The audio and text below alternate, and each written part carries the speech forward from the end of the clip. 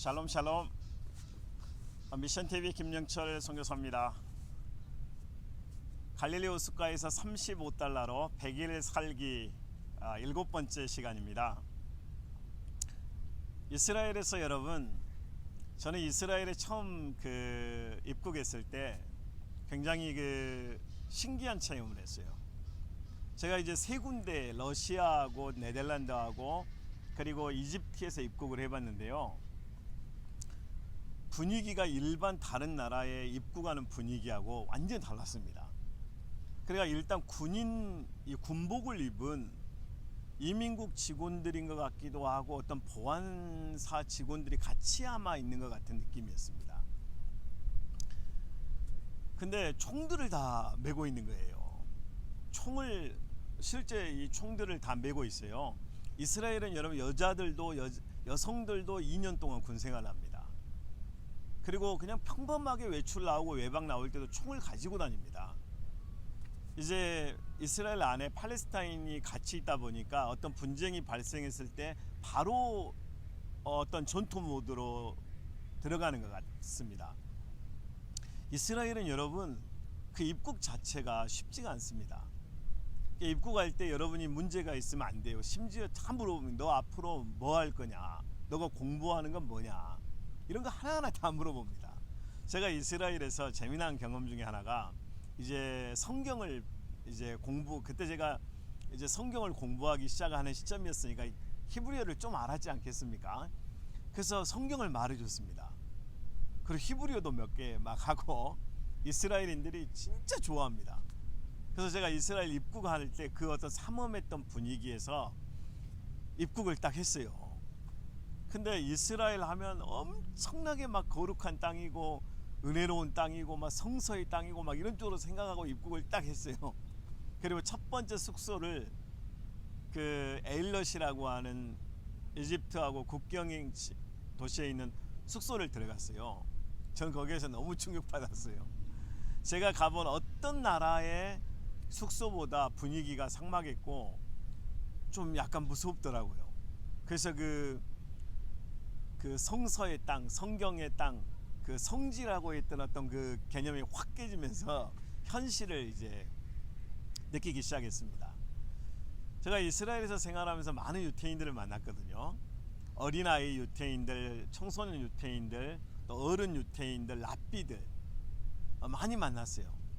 그 중에 상당히 인상적이었던 장면은 예루살렘에 가면 통곡의 벽이라고 하는 곳이 있습니다. 통곡의 벽.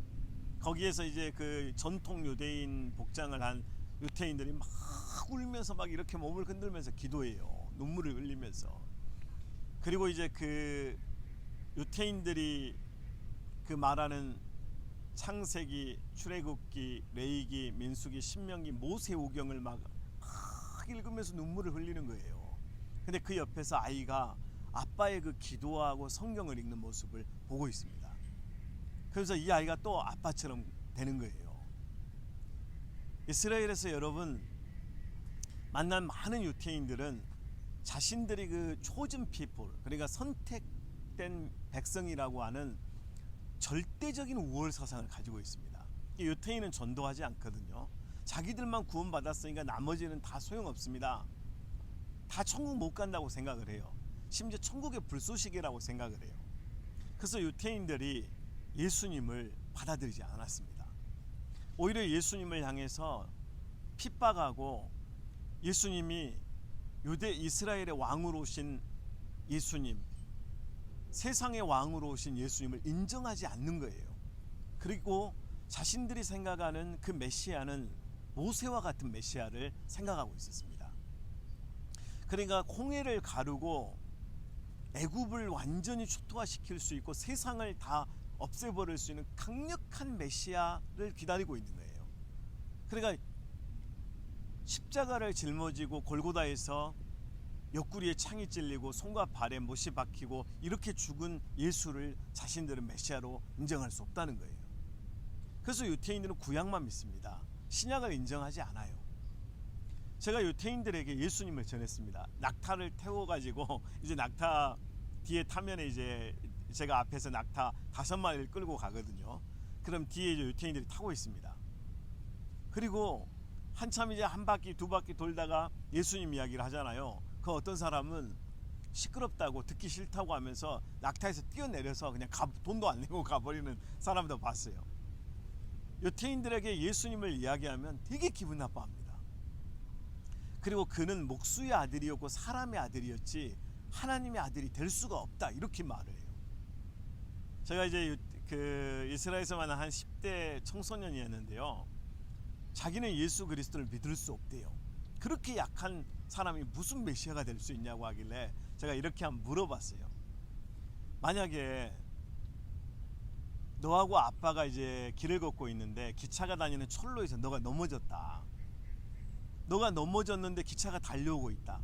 근데 그 아빠가 너를 살리기 위해서 너를 들어서 철로에서 던지고 아빠가 대신 기차에 치여서 만약에 사고를 당했다면 아빠는 힘이 없어서 당한 거니 아니면 너를 너무너무 사랑해서 너의 생명을 구하기 위해서 대신 죽어 가신 거니라고 물어보니까 당연히 그건 아빠의 사랑이지요. 예수님이 그런 분이다. 하나님이신 예수님이 세상에 오셔서 우리의 죄를 짊어지고 십자가를 짊어지신 것은 약해서 죽은 것이 아니라 사랑해서 죽으신 것이다. 그래서 예수님의 사랑, 십자가의 복음을 이렇게 소개한 적이 있었습니다. 이스라엘에서 살면서 제가 이제 한 2달 정도 막 되어가고 있을 때 되게 한국이 그리워졌습니다. 막 세계를 돌다가 이제 갈릴리 호숫가로 갔으니까 한국 음식이 엄청 먹고 싶었을 거 아니에요. 그래서 하나님, 나 김치가 너무 먹고 싶어요. 김치. 그리고 깻잎 무친 것도 먹고 싶어요. 그리고 오징어 젓갈 먹고 싶어요. 꼴뚜기 젓갈 먹고 싶어요. 고추장 좀 주세요. 이제 그때는 막 한국의 향수병에 걸려가지고 이제 뭐라도 먹어야 돼요. 근데 이스라엘 갈릴리 호숫가에서 한국인이 살지 않잖아요. 지금이나 여러분 뭐 옛날 아주 옛날에 오래전 그 갈릴리나 비슷합니다. 갈릴리는 여러분 도시가 아니에요. 그냥 티베리아 외에는 다 시골, 그냥 시골, 완전 강원도 촌 같은 시골이란 말이에요. 거기에서 하나님 앞에 김치 달라고 기도했어요. 하나님, 나 너무 김치 먹고 싶어요. 고추장 주세요. 나 오징어 젓갈 좀, 깻잎 좀 주세요. 막 기도했거든요. 여러분, 기도는 정말 효력이 있어요. 기도는 여러분 돈 들이지 않고 우리가 위대한 것들을 받을 수 있는 최고의 사역입니다. 그래서 여러분, 우리가 복음을 전할 때도 기도해야 되고요, 필요를 구할 때도 기도해야 되고요, 매일매일 우리가 하나님과 대화하는 삶을 놓쳐서는 안 돼요. 제가 아침에 기도하고 한 5시간 지났어요.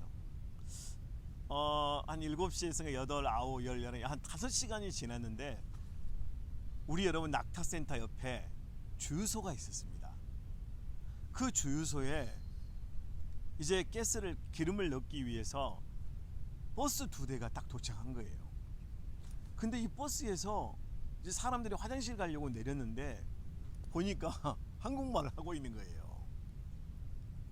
그러면서 한국인들이 내리니까 저는 너무 신기했을 거 아니에요. 그래서 막 보고 있으니까 그분들이 그래요. 꼭 한국 사람처럼 생겼다고. 그래서 제가 안녕하세요 그랬더니 아니, 한국 청년이 여기 있냐고. 저는요, 지금 신학생이어서 방학 기간을 이용해서 지금 갈릴리 호수에 와 있습니다. 여기서 일도 하고 복음도 전하면서 또 성경을 배우고 있습니다 했더니 이분들이요, 와, 너무 반가워하면서 저한테 그러는 거예요. 혹시 김치가 있냐고. 그래서 없다고 그래. 그러면 고추장이 없습니다. 우리 깻잎 무친 것도 있는데, 오징어 젓갈, 꼴뚜기 젓갈도 있는데, 그러면서 이분들이 이렇게 사주는 거예요. 그때 제가 진짜 충격받았어요. 아니, 나는 진짜 한국 음식 먹고 싶어서 그냥 지나가는 그 기도 속에 하나님, 나 김치 먹고 싶어요, 고추장 먹고 싶어요, 깻잎 먹고 싶어요, 오징어 꼴뚜기 젓갈 먹고 싶어요, 이렇게 했는데 하나님이 그걸 들으신 거예요. 그리고 하나님이 제가 기도한 대로 주시더라고요. 참새를 달라고 하니까 참새를 보내주시고요, 소고기를 달라고 하면 소고기를 보내주셨던 것처럼 농심 오뚜기에서 나온 큰 사발 기도했더니 그 큰 사발을 보내주시더라고요. 여러분, 구체적으로 기도하세요. 여러분의 기도를 하나님이 듣고 계십니다.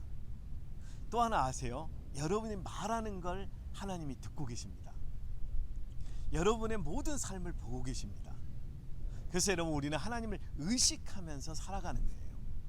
하나님을 의식하면서 사는 삶이 바로 경건의 삶이고 거룩한 그리스도인의 삶이라는 사실을 여러분 놓지 마시길 바라요. 우리가 하는 그 고백이 얼마나 소중한지 아시겠죠? 그걸 듣고 계시다면 여러분, 불평하면서 말해야겠습니까? 원망하면서 살아야겠습니까? 근심하는 그런 한숨 소리를 내야겠습니까? 아니면 누구를 미워하고 저주하며 살아야겠습니까? 세상 사람들하고 동일하게 살겠습니까? 세상 사람들이, 하나님 없는 사람들이 사는 그 삶을 우리가 살아간다면 예수 없는 삶하고 똑같죠. 복음이 없는 거지요. 예수 그리스도의 심장이 없는 거지요. 여러분, 예수 그리스도의 심장을 가진 하나님의 자녀들은 늘 하나님 의식하는 거예요. 제가 갈릴리 호숫가에서 그 100일 동안 묵상하고 생활하고 살아가면서 가장 훈련받았던 것은 하나님 앞에 사는 삶이었습니다. 어떤 상황이 돼도 내 육신이 원하는 대로 하지 말자. 내 육신이 가는 대로 가지 말자. 내가 하고 싶은 대로 하지 말자. 그래서 하나님을 의지하고 하나님의 말씀을 묵상하고 하나님과 동행하기 시작하니까 하나님이 너무너무 역사하시는 그 역사들이 순전히 임하는 거예요. 여러분, 혹시 하나님 앞에 기도하는데도 응답되지 않는 건 여러분이 기도하는 그 시간 외의 삶이 하나님 없는 삶을 살고 있지는 않나요? 여러분이 교회 가는 1시간 외에 나머지 시간들, 나머지 날들을 하나님을 의식하지 않고 살고 있다면 여러분은 예배자로서 실패한 것입니다. 기도자로서 실패한 거예요. 그러니까 우리가 여러분, 기도하고 있고 예배하고 있고 찬양하는 그 삶을 산다는 것은 24시간 동안 계속돼야 합니다. 심지어 꿈속에서까지. 저는 여러분, 우리가 살아있는 하루 24시간의 삶 속에서 하나님을 놓쳐버리는 순간이 바로 하나님과 동떨어져 있는 시간이고, 하나님을 의식하지 못하고 하나님을 느끼지 못하잖아요. 세상 사람들하고 거의 똑같은 말을 합니다. 인간적인 말, 하나님 없는 사람이 말하는 불신앙적인 말과 고백과 관점을 가지고 세상을 보기 시작합니다. 여러분, 우리의 믿음이, 우리의 삶이 하나님 앞에서 하나님을 의식하고 살아가잖아요. 모든 게 다 바뀝니다. 말하는 게 바뀌고 생각하는 게 바뀌고 우리의 삶이 바뀝니다. 저는 100일 동안 훈련받았습니다. 하나님 의식하며 살자.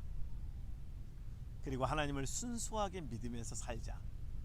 그리고 주님의 손을 잡고 걸어가는 것처럼 이스라엘 갈릴리 호숫가를 걷고 기도하고 또 하나님의 은혜를 구하고, 먹을 게 필요한 먹을 걸 구하고, 또 필요한 것들이 있으면 필요한 것들을 구할 때마다 하나님이 진짜 응답하시더라고요. 여러분, 하나님이 여러분과 함께 하십니다. 하나님이 여러분을 지켜보고 계십니다. 하나님이 여러분에게 선물을 주시려고 지금 기다리고 계십니다.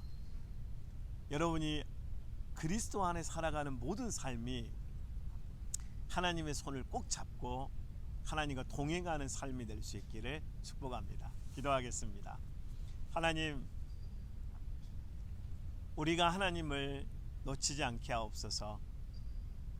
하나님을 24시간 의식하고 하나님의 임재 안에서 말하고 생각하고 또 판단하고 결정하고 길을 걷게 하여 주옵소서. 우리에게 없었던 것은 재정이 아니라 예수님이었습니다.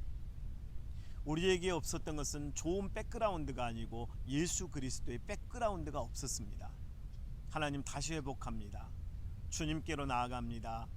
주의 임재 안에 거합니다. 주님의 영광 가운데 거합니다.